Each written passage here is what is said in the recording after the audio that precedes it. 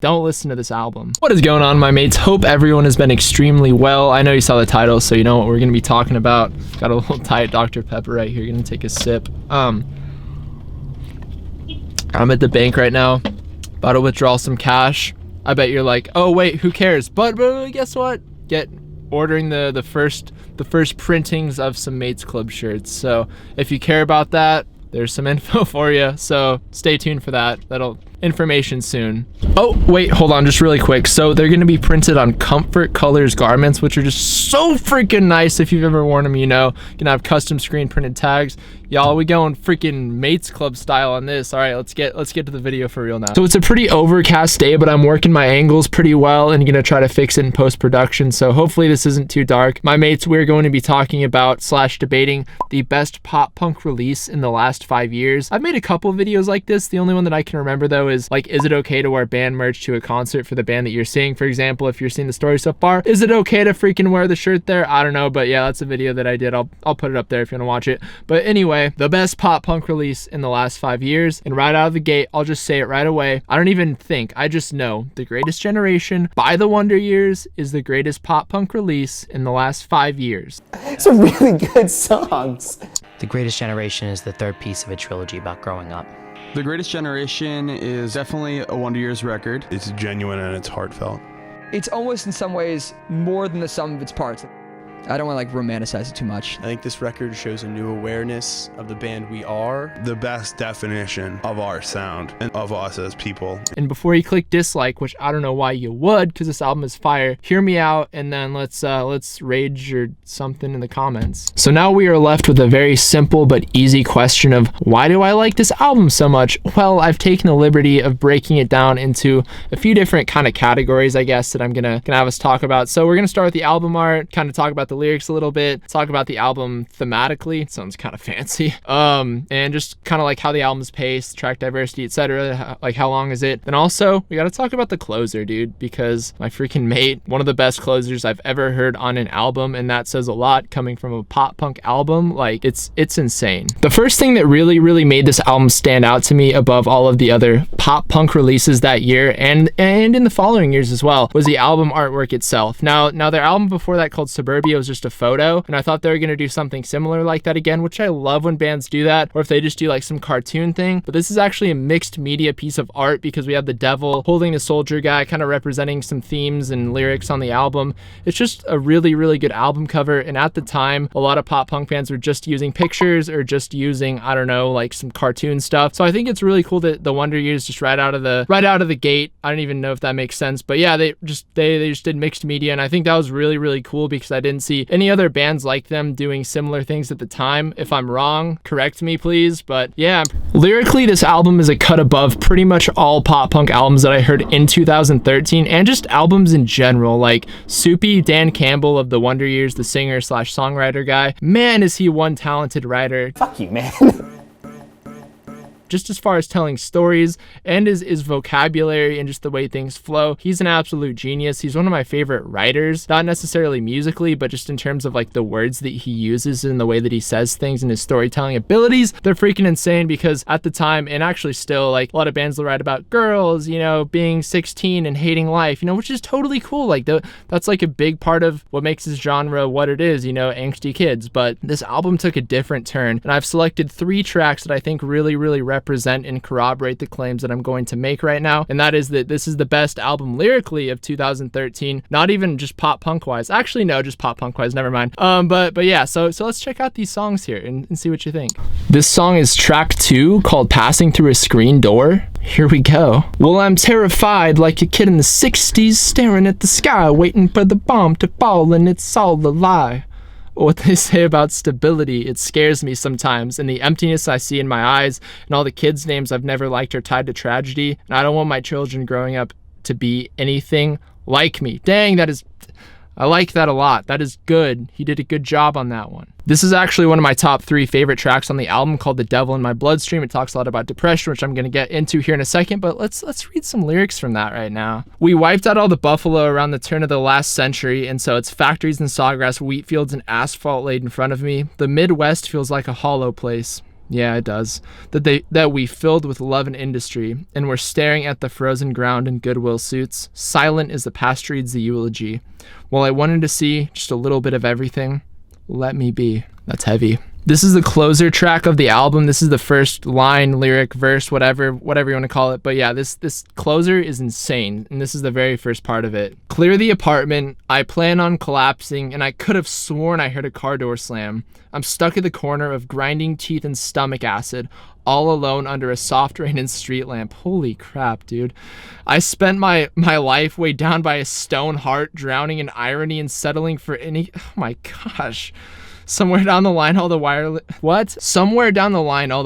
went faulty. I'm scaredless of failure, and I'm staring out at where I want to be. Fudge sickles, dude. So these lyrics are clearly a step above many of the bands that you hear from. They're just so complex. They're full of emotion. It evokes emotion in such an interesting way because it's not sappy. It's not like, oh, it's just like, it's almost kind of serious, and that just makes it like more intense and more sad the more that you listen to it. And the more that you listen to it, the further you digest it in your literal stomach, and the more that you digest it in your stomach, the sadder it gets. It's pretty insane. Like, I really appreciate and enjoy the themes discussed on this record. The first one that I would like to talk about just right quick is depression.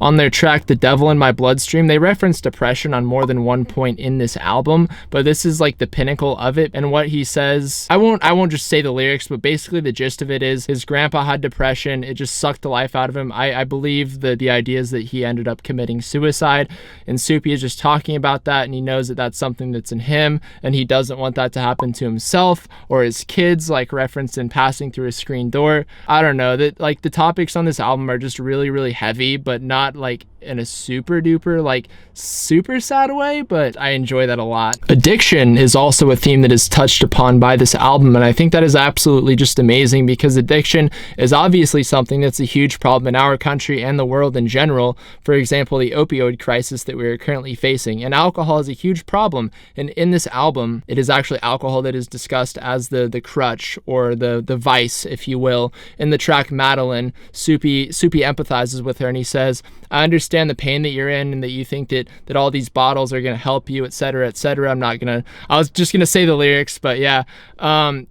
Basically he says like you think that all these things are your friends, but they're ultimately just hurting you. Yeah, it's pretty heavy. It's pretty good. I think you should check it out. It's not my favorite track on the album, but overall it's definitely a banger, just like every other track on this album. It's a little bit slower and it's super good. You should peep it. Now there are many amazing different themes and topics on this album, but the last one that I would like to briefly touch on is just the concept of growing up, and that is expressed within just the themes of this album in general, such as the previous two that I discussed. And in the trailer for the album, like that's like what they said the whole album was about, kind of like growing up. Soupy references having kids. He talks about like, oh, like what am I even doing with my life, just all that stuff. And it's really, really interesting because if you've been following the Wonder Years for a while, which I have, and I kind of like grew up listening to the Upsides in suburbia, so I think for me this album just came out at the perfect time, and I was like, hey, like I'm growing up. I'm going to be 17, 18 soon. I think I was like 16 when this album came out. I remember pre-ordering it on the way to Nevada to buy fireworks. That's just an overall theme on this album that I think is definitely worth mentioning and definitely worth taking note of upon your first listen or maybe your 100th listen. I don't know. But yeah, that's very present on this album, and I think that's really cool because I know that a lot of kids listen to this band. And a lot of kids also grow up. I mean, all kids grow up, assuming you don't die. The fourth thing that I've really noticed about this album that again separates it from the rest of the crowd is that I think it's the perfect length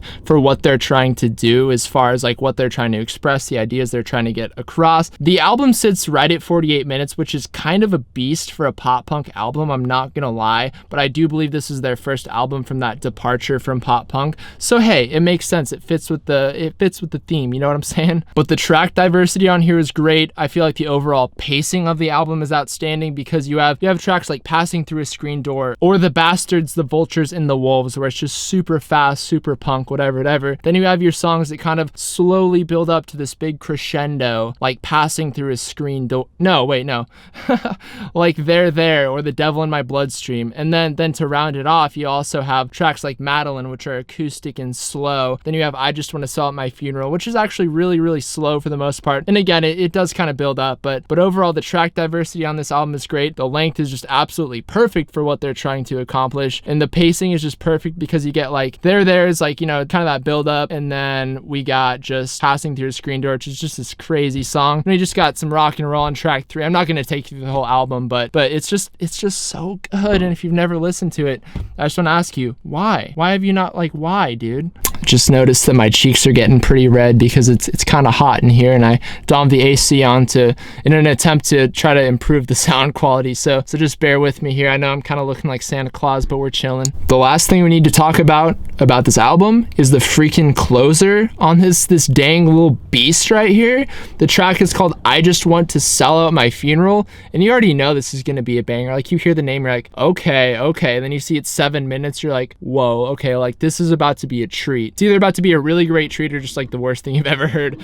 But this song is just, it just blew me away the very first time that I heard it, because what it does is it just wraps up the album perfectly, right? What a concept for a closing track. But for real, it's super crazy. Like, pretty much everything that's talked about in the album is discussed again in the final track in almost a way that's almost kind of reflecting / putting things to rest / I don't know, just giving you this feeling of closure. I don't want to give a lot away or just like go in too in depth on that, but seriously, like, listen to this whole album, take it in, and then listen to the closer. Like, you will not be disappointed. It is insane. It's like 7 minutes. I've seen them play it live before. And it didn't disappoint me then either. This song is just so good. One of my favorite Wonder Years songs ever.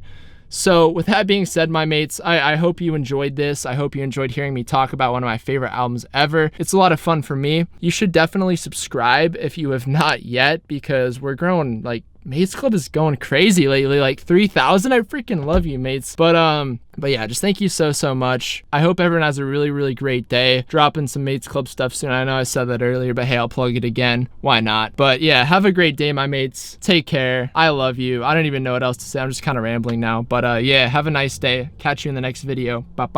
Actually, no, hold on. I'm not done yet. I have a question / thing to say. I kind of want to make this video called like how to be seen in 2019 or 20, like whatever year. And just if you have any video ideas for that, or like ideas in general for that, or if you think that's the worst idea ever, let me know too. All right, take care for real.